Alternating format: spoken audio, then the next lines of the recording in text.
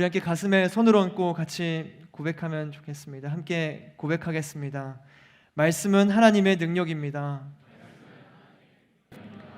말씀은 예수님이십니다. 예수님은 나를 보내십니다. 모든 곳에서 모든 곳으로. 함께 기도하겠습니다. 사랑하는 주님, 성령의 조명하심으로 말씀을 보고 깨닫게 하여 주옵소서. 그리고 깨달은 말씀대로 살아갈 수 있도록 성령님 우리를 인도하여 주옵소서. 예수님의 이름으로 기도드립니다. 아멘. 지난주에 나눴던 것처럼 예루살렘 그 아름다운 미문 앞에 40세쯤 되는 안진뱅이가 앉아 있었습니다. 그는 성전에 들어가지 못한 채 입구에만 앉아서 수많은 사람들이 지나다니는 것을 그저 지켜볼 수밖에 없었던, 희망과 소망이 없었던 삶을 살아가고 있었죠. 어느 누구도 그 사람을 회복시키지 못했습니다. 그런데 이제 어느 날 그에게 베드로와 요한이 찾아와서 그를 주목했죠. 갈릴리 어부 출신의 까무잡잡한 피부, 남루하고 비루한 어떤 옷을 입고 있었던 그들. 그러나 그들이 나타나서 안진뱅이에게 선포하며 말했습니다. 내게 은과 금은 없으나 나사렛 예수 그리스도의 이름으로 일어나 걸으시오. 그랬더니 안진뱅이의 발과 발목에 힘이 붙어서 얻고 이제 일어나게 됩니다. 말씀을 보면 그는 걷기도 하고 뛰기도 하면서 하나님을 찬양합니다. 그러면서 성전으로 들어가거든요. 이 40년 만에 태어나서 처음으로 걷게 된 거예요. 우리가 그 마음을 다 이해하고 공감할 수는 없겠지만 상상해 보면 얼마나 기쁘겠어요. 그러지 않겠어요? 생전 처음 걷고 뛰고 있는 거거든요. 그 사람이 이제 성전에 들어갔다고 생각해 보는 거예요. 그럼 그 사람이 성전 들어가서, 성전이 뭐 다 엄숙하고 경건한 분위기였겠죠. 그럼 딱 들어가서 엄숙하고 경건하구나, 딱 조용히 들어가가지고 감사합니다 이러지 못했겠죠. 너무 신나고 뛰기도 하고 찬양하기도 했으니까 성전에 들어가서 그저 막 신나서 찬양하는 겁니다. 주변의 분위기를 신경 쓸 겨를이 어디 있어요. 너무 기쁜데 30년 만에 내가 걷게 되고 뛰게 됐는데 얼마나 신나요. 소리 높여서 주님을 노래하고 모두가 가만히 있는데 혼자 방방 뛰는 겁니다. 너무 신기하고 좋으니까 뛰고 있는 거죠. 기쁨을 감추지 못하는 겁니다. 뭐 주변 살짝 안 웃으려고 해도 웃음이 새어 나오는 거죠. 마치 이제 처음 연애를 하게 돼서 그 사람을 생각할 때처럼 생각만 해도 막 실실 새어 나오는 그 웃음, 함께할 시간만 막 생각해도 기대되고 설레는 그 마음처럼 그렇게 자꾸 웃음이 얼굴에 드러날 수밖에 없는 기쁨이 있지 않았겠어요? 바로 그 모습이 그리스도인의 모습입니다. 우리가 하나님의 사랑을 경험하고 주님의 은혜가 있다면 그저 막 신나는 거죠. 감추지 못하는 기쁨의 사람이 되는 겁니다. 사랑하는 우리 하늘 여러분, 저는 저와 여러분이 감추지 못하는 기쁨의 사람 되기를 주님의 이름으로 축복합니다. 은혜가 있으니까 노래하는 거잖아요. 하나님의 사랑이 있으니까 우리가 찬양하는 거잖아요. 찬양 시간에만 찬양하는 게 찬양이 아닙니다. 찬양은 노래가 아니거든요. 찬양 잘해라고 생각했을 때 내가 노래를 잘하는가? 아니요. 그저 하나님을 송축하고 하나님을 높이는가? 그게 찬양이잖아요. 찬양은 노래가 아닙니다. 우리의 삶이에요. 감추지 못하는 그 찬양이 저와 여러분의 삶에 있게 되기를 바랍니다. 어느 정도로요? 사람들의 시선을 빼앗을 만큼, 저 사람들은 왜 저러지? 왜 저렇게 신나고 기뻐하고 춤추며 노래하는 거지? 저 사람은 뭔가 이상하다. 시선을 빼앗기는 거죠. 우리 함께 사도행전 3장 9에서 10절의 말씀 보실까요? 3장 9에서 10절의 말씀 함께 읽어보겠습니다. 시작. 모든 백성이 그가 걸어다니는 것과 하나님을 찬미함을 보고 그가 성전 아름다운 문에 앉아 구걸하던 바로 그 사람임을 알아보고 그에게 일어난 일로 인해 몹시 놀라며 이상하게 생각했습니다. 이 사람이 태어나서 처음 걷게 된 사람이 조용히 갔으면 사람들이 주목했겠어요? 그 성전 안에 얼마나 많은 사람들이 있었겠나요? 그런데 이 사람이 막 방방 뛰고 너무 좋아하니까 오늘 말씀 보면 모든 사람이 그 사람이 걸어다니는 것과 찬양하는 것을 봤다는 거예요. 그리고 그 사람이 구걸하던 사람임을 알아보고 나서 그 일로 인해 이상하게 생각합니다. 이상하게. 성전을 오고 가면서 오랜 세월 동안 그가 안진뱅이였다는 것이 분명한 사실이었으니까요. 그리고 나서 오늘의 본문 11절의 말씀을 보실까요? 11절 초반절의 말씀을 함께 읽겠습니다. 시작. 그 사람이 베드로와 요한을 붙잡고 있을 때. 자, 장면이 상상이 되시죠? 뛰다가 사람들이 이상하게 이제 쳐다봤고, 그 다음 이제 장면의 전환이 일어나는 거예요. 그 다음 장면 전환이 뭐였죠? 그 사람이 베드로와 요한을 붙잡고 그 일어났던 사람이 춤추며 찬양하다가 갑자기 사람들의 시선을 느끼고 베드로와 요한을 붙잡았습니다. 이때 붙잡다로 번역된 헬라어가 크라테오라는 단어인데 붙들어 매다와 함께 어깨에 매달리다, 등에 기대다, 등을 껴안다라는 의미가 있거든요. 크라테오.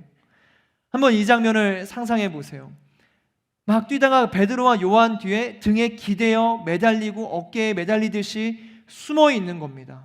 이 사람은 걷게 되고 뛰어다닐 수 있어 신나하던 사람이 사람들의 시선을 느끼고 두려웠던 거죠. 불안해진 겁니다. 다시. 그래서 베드로와 요한의 뒤에 숨습니다. 미문 앞 안진뱅이로서 얼마나 많은 조롱과 멸시와 수모를 겪었겠어요. 그는 사람을 두려워하고 사람의 눈치를 볼 수밖에 없는 인생을 살아가던 사람이었던 거거든요. 그런데 갑자기 모든 시선을 한 몸에 받으니까 40년 인생 동안 억눌렸던 그 쓴뿌리가 다시 올라온 거죠. 올라온 겁니다. 사랑하는 우리 하나님 여러분, 예수님을 만나고 기적을 경험하고 믿음이 생겨도 두려울 수 있습니다. 작아지고 초라해지고 연약해지는 순간을 맞이할 수 있습니다. 염려하고 걱정한다고 해서 믿음이 없는 건 아니죠. 하나님이 우리를 살려주지 않으신 게 아닌 겁니다. 그래서 지금의 어떤 모습으로 인해서 작아지고 스스로에 대한 연약함을 느끼고 마치 베드로와 요한의 뒤에 숨는 이 사람처럼 누군가에게 숨고 싶고 의지하고 싶은 마음이 들더라도 낭망하지 말기를 축복합니다. 여러분은 이미 이 자리에 있는 것만으로도, 말씀에 서기 위해 발버둥 치는 것만으로도 이미 일어난 사람들인 거거든요. 성전에 들어온 사람들입니다. 그런데 이 미문학 안진뱅이도 똑같이 두려움을 느꼈어요. 우리는 자라나고 있는 나무와도 같습니다. 어떤 생명도 성장의 과정을 생략하는 법이 없죠. 새싹이 이제 점점 자라서 이제 열매를 맺는 거고, 이 묘목도 자라나서 나무가 되는 거고, 작은 아기도 자라나서 어른이 되는 겁니다. 갑자기 팍 불꽃 튀는 성장이 있는 사람은 없습니다. 우리의 순간은 성장의 과정입니다. 그래서 그 축복의 마음을 담아서 서로 바라보시면서 말해주시겠어요? 넌 잘하고 있어. 전 우리나라 말이 참 재밌어요. 잘하고 있다는 것과 잘하고 있다는 게 사실 단어가 잘하고 있어 똑같지 않나요? 잘하고 있어. 여러분이 잘하고 있다면 잘하고 있는 겁니다. 오늘 우리는 이 말씀 속에서 안진뱅이가 그렇게 베드로와 요한의 등 뒤에 숨는 모습을 보잖아요. 이 안진뱅이가 예수님의 이름으로 일어나서 성전에 들어가서 찬양했지만 그 시선을 의식했을 때 그들의 등 뒤에 숨은 겁니다. 그 등 뒤에 숨었어요. 성전에 있었던 수많은 사람들 속에서 베드로와 요한의 등 뒤, 그곳이 가장 안전하게 느껴졌으니까, 가장 의지할 수 있고 가장 든든하니까 그 뒤에 서는 겁니다. 자신을 지켜주고 보호해줄, 두려움과 불안함에서 지켜줄 사람, 그렇게 베드로와 요한을 붙잡은 겁니다. 바로 우리에게 하나님이 그런 분 되지 않으신가요? 하나님께서 우리의 피난처 되시고 내가 연약할 때에 나를 돌보시고 세상의 모든 위협에서 나를 지켜주시는 분, 그분이 우리의 하나님이십니다. 우리가 정말 수많은 사람들이 내게 정죄의 시선을 던지고 이상하게 바라보더라도 안전하게 내가 숨을 수 있는 피난처, 나의 방패, 나의 산성, 하나님이 우리에게 그런 분 되십니다. 여러분이 그 연약한 순간을 맞이할 때 하나님의 등 뒤에 숨을 수 있는 주님의 자녀가 되기를 주님의 이름으로 축복합니다. 시편 22편 1에서 3절의 말씀은 그래서 다윗이 이렇게 고백하거든요. 다윗은 여호와께서 모든 원수들과 사울의 손에서 자신을 구해주셨을 때 이런 노래를 불러 여호와께 찬양했습니다. 그가 이렇게 노래했습니다. 여호와는 내 바위시오 내 산성이시오 나를 건져내는 분이시며 내 힘이십니다. 내 하나님은 내가 피할 내 바위 내 방패 내 구원의 뿔 내 산성이십니다. 내 피난처이시며 내 구원자이십니다. 주께서 난폭한 사람에게서 나를 구해주셨습니다. 이 고백이 우리의 고백이지 않나요?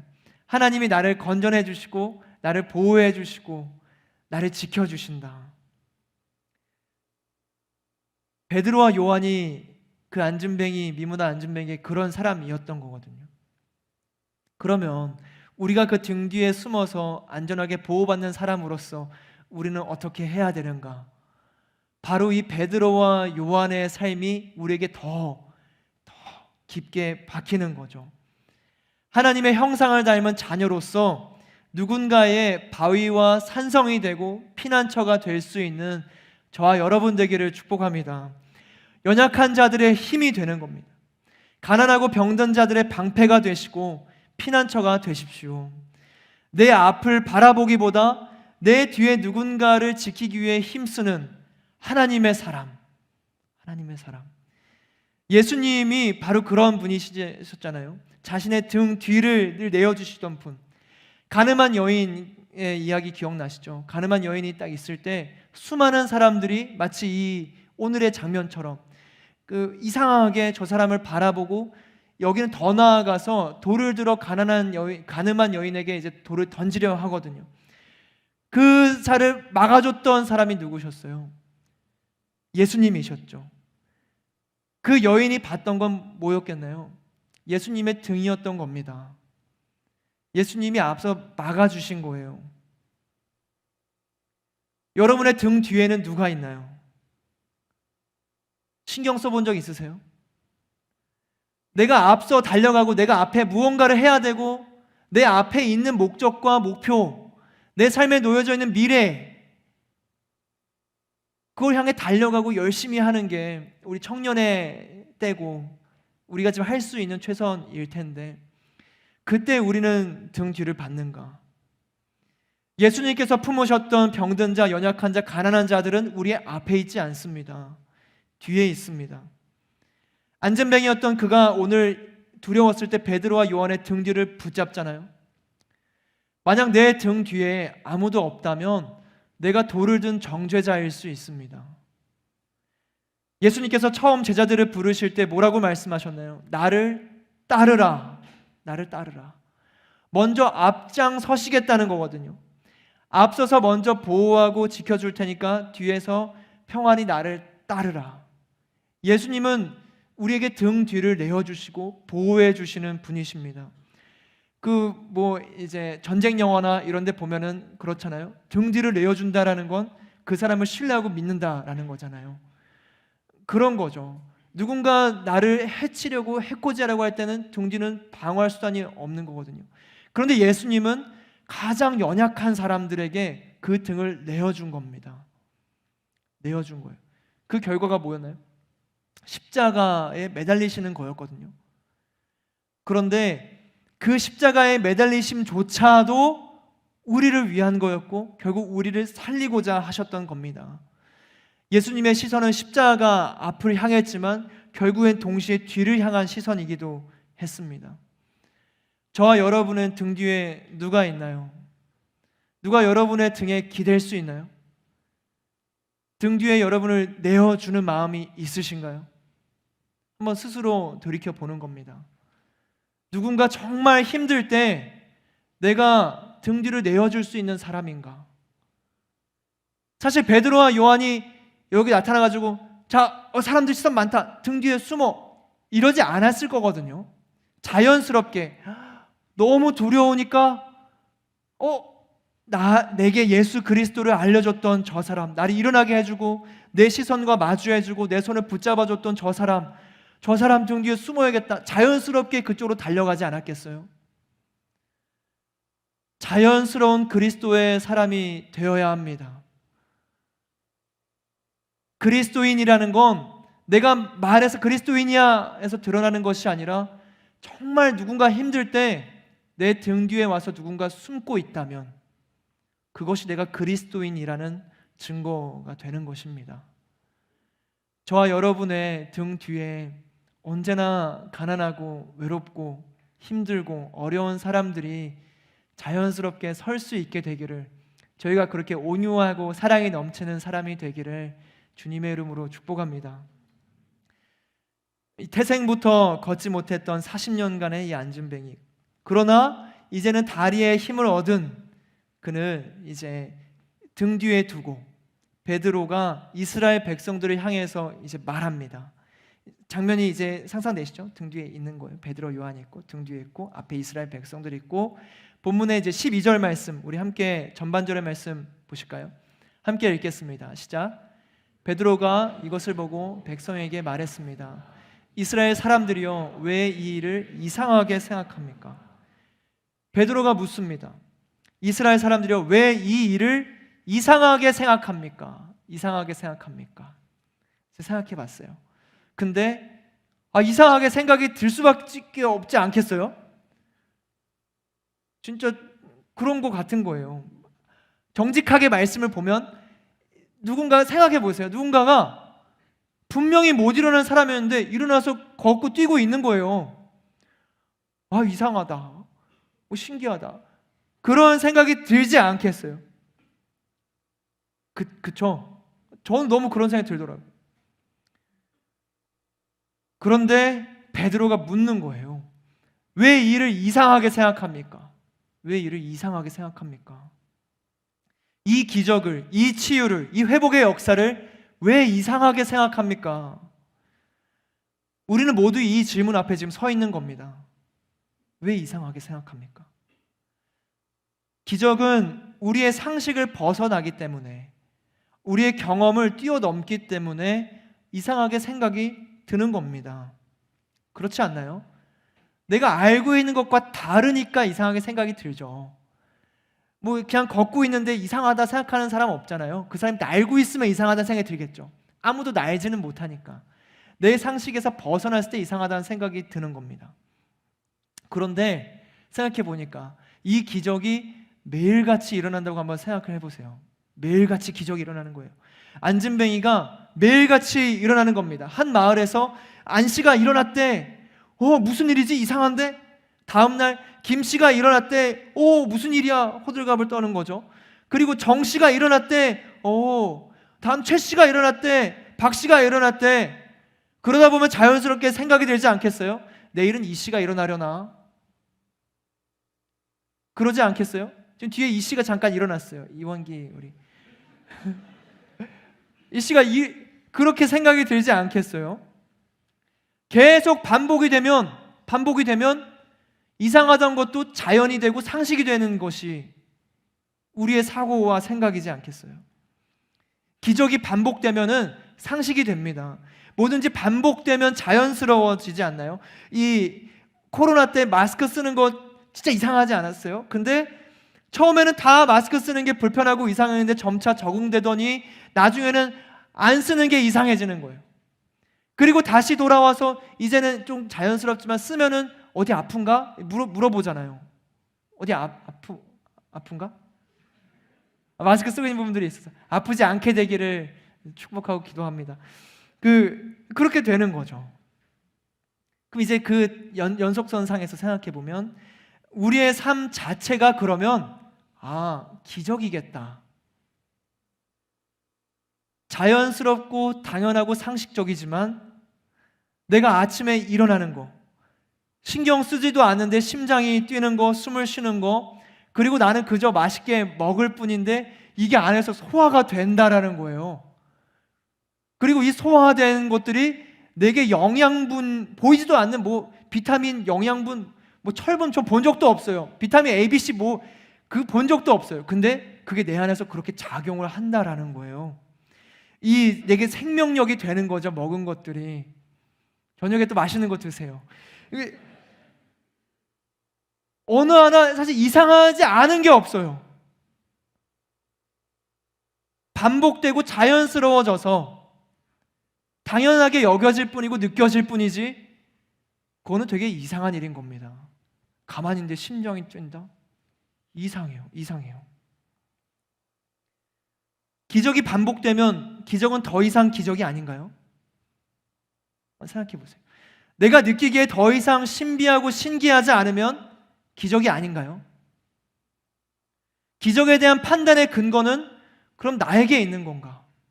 내 느낌과 나의 경험과 나의 지식이 기적을 분간하는 것이 되는 것인가?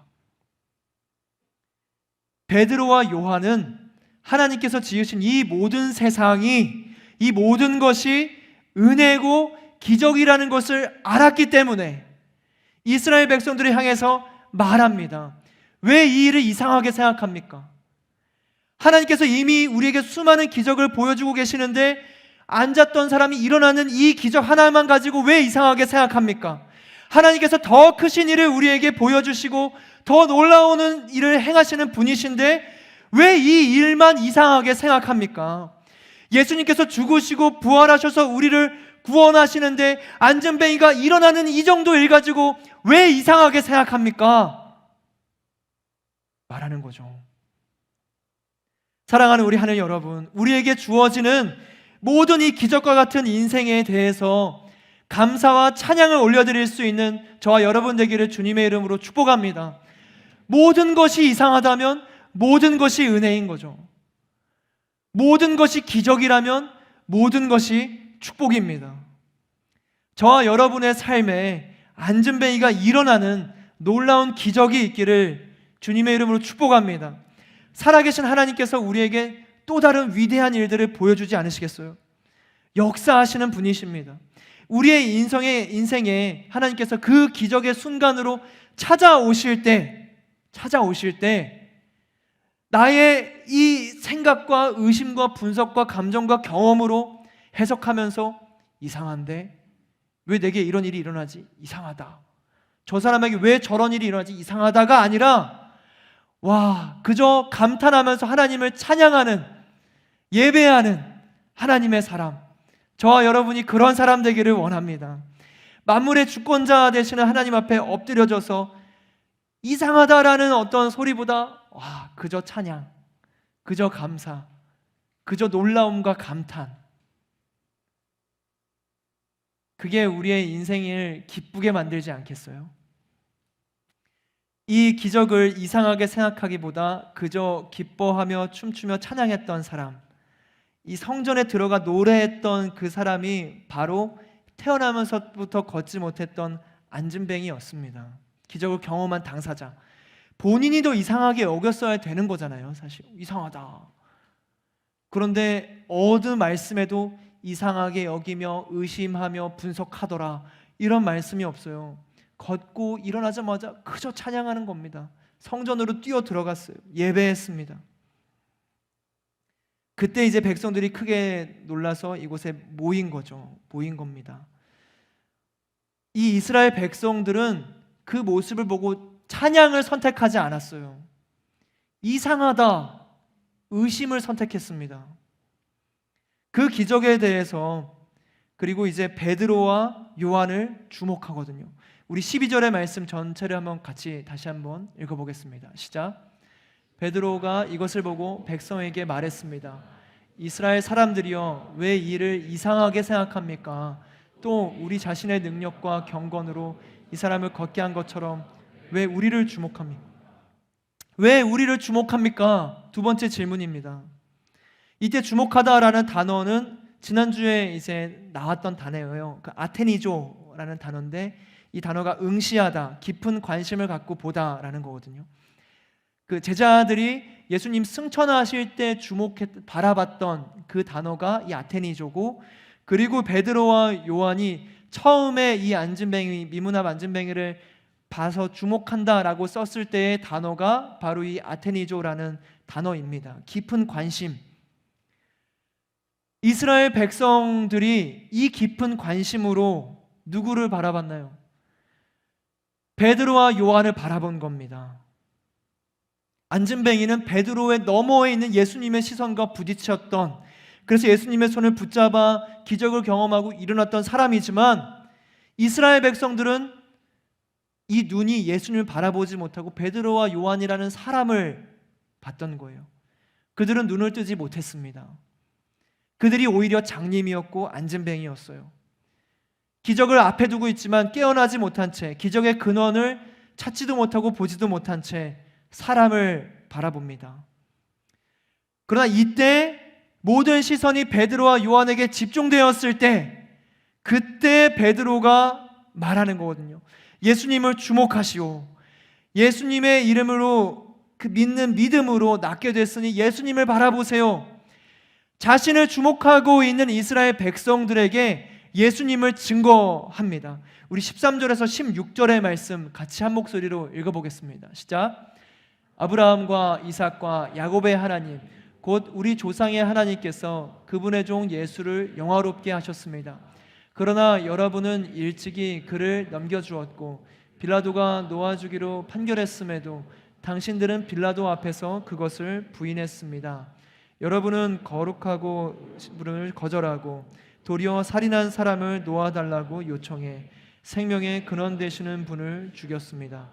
그러나 하나님께서는 그분을 죽은 사람들 가운데서 살리셨습니다. 우리는 이 일들에 대해 증인들입니다. 예수의 이름을 믿는 믿음으로 인해 그분의 이름이 여러분이 보고 아는 이 사람을 온전케 했으니 예수로 인해 난 믿음이 여러분 앞에서 이같이 그를 완전히 낫게 했습니다. 16절에서 지금 이렇게 전한 거죠. 예수의 이름을 믿는 믿음이, 예수의 이름을 믿는 그 믿음이 그를 완전하게 낫게 했습니다. 베드로는 자신에게 집중되었던 시선을 예수님께 이제 돌립니다. 이후에 이어지는 설교를 보면 사도행전 2장에서 그 오순절 성령 강림의 때에 설교했던 베드로의 설교와 굉장히 유사합니다. 그리고 이후에 이제 베드로는 사도행전 4장의 공회 앞에 서게 되는데 그때의 설교와도 굉장히 또 그 연결점이 있고, 그리고 5장에서도 마찬가지예요. 어디를 가든 무엇을 하든 누구 앞에 서든지 동일합니다. 베드로가 말하고 전하고 외치는 건 예수님 한 분이었어요. 상황이 다르고 겪고 있는 지금 환경이 다르고 앞에 있는 서 있는 사람이 다르고 자기가 이야기할 수 있는 지금 뭐 질문들도 뭐 다를 수 있는데 똑같이 얘기하는 겁니다. 모든 기회를 예수님을 전하는 데에 썼어요. 모든 기회를. 이 CCC를 설립하셨던 김준곤 목사님이라고 아시나요? 그 목사님이 어떤 대표적인 어떤 메시지와 또 가르침 중에 백문일답이라는 게 있습니다. 많이 아실 텐데 아시는 분 있나요? 지난주에 제가 매트릭스 얘기했다가 안 보신 분들이 너무 많아서 깜짝 놀랐는데 백문일답을 내가 안다 하시는 분 한번 손. 아니 모른다. 그럴 수 있죠. 오늘은 마음의 준비를 하고 왔거든요. 그래서 모를 수 있다. 역시 그때는 좀 당황했었어요. 모를 수 있죠. 백문일답, 말 그대로 100개의 질문에 대한 답은 하나다. 백문의 일답, 하나의 답. 그래서 무엇을 질문하든지 다 예수 그리스도라고 이제 대답을 하는 겁니다. CCC에 모여 있으면 이제 하거든요. 인생에 이제 질문이 많아도 답은 한 가지다. 예수 그리스도다. 그래서 인생의 주인이 누굽니까? 물으면 예수 그리스도. 우리 삶의 이유가 무엇입니까? 예수 그리스도. 우리가 예배하는 목적이 무엇입니까? 예수 그리스도. 우리를 살아 숨쉬게 하는 분이 누굽니까? 예수 그리스도. 모든 질문에 예수 그리스도를 대답하는 것. 베드로의 삶이 백문일답이었습니다. 예수님 한 분만을 위해서 모든 것을 행하고 전했어요. 자신에게 주목하는 시선들이 있을 때에 나는 아니다. 내가 행한 게 아니고 나의 능력이 아니고 나를 주목할 필요가 없다. 예수님을 주목하라. 예수님을 주목하라. 유일한 답이 되시는 예수님을 바라보라. 그 답을 베드로는 이야기하고 있습니다. 기적이 어떻게 일어났나요? 예수 그리스도의 이름을 믿는 믿음으로 이 사람이 일어난 거다 라고 한 거죠. 우리도 동일하지 않나요? 예수 그리스도를 믿는 믿음으로 부활의 능력으로 우리가 일어나고 살아나고 영원한 생명을 경험하게 되는 겁니다. 예수님의 제자들은 바로 그 이름을 위해서 살았고 사도 바울도 그 이름을 위해서 감옥에 갇히고 채찍질을 당할 정도로 그 이름을 붙잡습니다. 그리고 그 이름을 전파하기 위해서 자신의 이 바리새인으로서의, 가말리엘의 문화생으로서의 모든 배웠던 그 배움과 학문들도 배설물로 여기고 자신의 모든 과거를 땅에 묻고 전 생애를 헌신해서 유럽을 향해 나아가고 감옥에 갇히더라도 옥중 서신을 써내려갈 만큼 오직 예수님을 향해서만 살았던 한 사람, 그 사람이 사도 바울이었습니다. 그 이름을 위해서, 영광스러운 그분의 이름을 위해서 그렇게 하는 겁니다. 예수님의 이름 단 하나. 우리가 왜 사도 바울처럼 되지 못하는가? 성경의 수많은 인물들을 보면서 저 사람과 나와의 어떤 믿음적 괴리, 삶의 괴리를 왜 느끼는가? 우리의 시선이 단 한 방향으로 곁까지 치지되지 않아서 그런 겁니다. 정리되지 않고 혼란스럽고 여러 가지들 속에서 생각의 갈래들이 뻗어져 나가니까 불안하고 혼란스럽고 길이 안 잡히는 거죠. 우리가 온전하게 이 땅 가운데 하나님 나라를 향해서 살아갈 수 있는 길은 예수님 그 한 분만 바라보는 겁니다. 백문일답, 내 삶의 모든 인생의 질문 앞에서 예수 그리스도다 라는 단 한 가지의 답만 내가 가지고 있으면 단순해지는 거예요. 즐거워지는 겁니다. 명확해져요. 혼란스럽지 않습니다. 방황할 이유가 없어요. 한 가지가 명확하니까. 그것은 무슨 일을 하든지 마찬가지입니다. 마치 베드로처럼 오순절날 설교를 하던, 지금 솔로몬 행각에 모여서 이 사람들 앞에 설교를 하던, 공회 앞에 서서 설교를 하던 무슨 어떤 자리에 있든지 누구 앞에 있든지 베드로는 두려워할 게 없었어요. 걱정할 게 없었습니다. 왜냐? 예수님을 향한 단 하나의 시선은 온전했으니까. 그것이 명확했으니까. 한번 시험해 보세요. 여러분의 삶에서 다 곁까지 치고 예수님 한 분만을 위해서 내가 살아가겠다. 예수님 한 분만을 위해 내가 무엇을 하면 좋을까? 그 예수님의 영광을 위해 내가 지금 어떤 것을 준비하면 좋을까? 생각을 정리하잖아요. 그러면 소망이 생기고 희망이 생기고 기쁨이 생깁니다. 해야 돼서 하는 게 아니라 너무 하고 싶어서 하게 돼요. 예수님을 위한 거니까. 공부를 하든 일을 하든 사람을 만나든 무엇을 하든 예수님 한 분, 이 예수님을 온전하게 따르고 믿기를 주님의 이름으로 축복합니다. 믿음 자체가 곧 구원은 아닙니다. 예수 그리스도를 믿는 믿음이 구원인 거죠. 예수님을 믿음으로써 구원이 오는 것이지 우리는 믿음 자체를 우상화해야 돼서는 안 됩니다. 많은 사람들이 믿음에 대해서 말하죠. 믿음으로 고고, 믿자, 믿음으로 가는 거야, 잘 될 거라 믿어. 그러나 중요한 것은 그 믿음이 누구로부터 비롯된 것인가? 누구를 향한 믿음인가? 나로부터 나온 믿음인가? 아니면 예수님으로부터 나온 믿음인가? 같은 믿음이어도 다른 종교들도 믿음이라는 건 있거든요. 우리가 믿는 믿음은 예수님을 믿는 믿음입니다. 우리 다시 한번 16절의 말씀 같이 함께 한 목소리로 읽겠습니다. 시작. 예수의 이름을 믿는 믿음으로 인해 그분의 이름이 여러분이 보고 아는 이 사람을 온전케 했으니.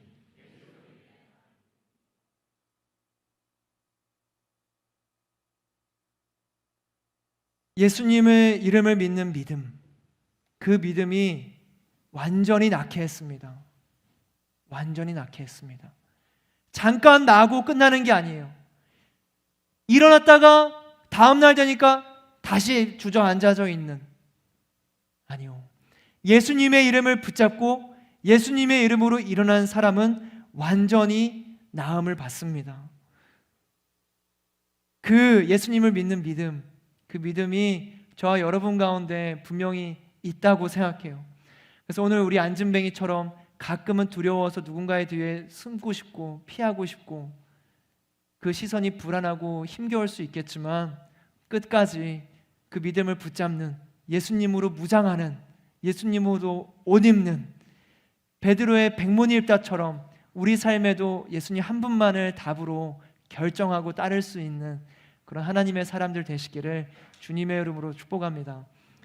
말씀을 정리하겠습니다. 첫 번째, 연약한 사람들에게 등을 내어주는 능력의 사람이 되십시오. 일어나고 걷게 되는 기적을 체험한 안진뱅이가 수많은 사람들의 날카로운 시선으로 두려워할 때 그는 베드로와 요한을 붙잡았습니다. 그들의 등에 기대고 그들의 어깨를 붙잡고 숨습니다. 사랑하는 우리 하늘 여러분, 하나님께서 우리에게 피난처가 되어 주듯이, 우리에게 그 등 뒤를 맡겨 주듯이 저와 여러분도 누군가의 산성이 되고 방패가 되고 피난처가 되기를 축복합니다. 특별히 또 설날이잖아요. 여러분 가족 안에서 여러분의 어떤 지금 막내든 첫째든 상관없어요. 여러분이 정말 믿음 안에 서서 가족들이 의지할 수 있는 사람이 되고, 여러분의 친구와 직장인 사이에서도 정말 의지할 수 있는 사람, 저 사람은 숨을 수 있겠다, 신뢰할 수 있는 사람, 그런 사람이 될 수 있다면 자연스럽게 복음을 증거할 수 있지 않겠어요? 그리고 두 번째, 기적을 찬양하는 예배의 사람이 되십시오. 기적에 대해서 이상하게 생각하기보다 그저 잠잠히 찬양하며 하나님께 영광 올려드리는 인생, 하나님께서 모든 것을 인도하시고 모든 것을 주관하고 계시다라는 이 생의 기적을 날마다 깨닫고 날마다 찬양하는 예배자의 인생이 되십시오. 그리고 세 번째, 마지막으로 모든 상황에서 예수님을 전하는 믿음의 사람이 되십시오. 누군가를 주목할 때, 누군가가 우리를 주목할 때 우리는 통로지 않나요? 통로라는 건 말 그대로 그냥 지나가는 겁니다. 지나가는 거예요. 통로는 보이지 않습니다. 어느 누가 배수관을 날마다 보면서 사나요? 그저 물이 나오는 것만 보죠. 통로는 그런 겁니다.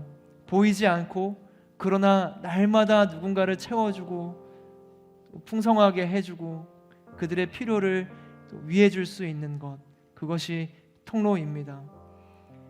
예수님을 믿는 믿음 하나만으로 그렇게 통로된 인생, 예수님만을 보여줄 수 있는 도구된 인생, 그럴 때 우리의 수많은 물음들이 찾아와도 우리는 평안할 거예요.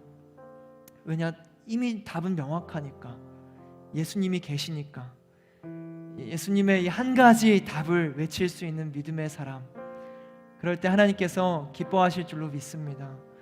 우리 함께 그 고백을 담아서 함께 찬양하며 나아가게 되기를 원하는데요, 예수 가장 귀한 그 이름, 우리 함께 마음 모아 나의 고백으로 여기며 찬양하도록 하겠습니다.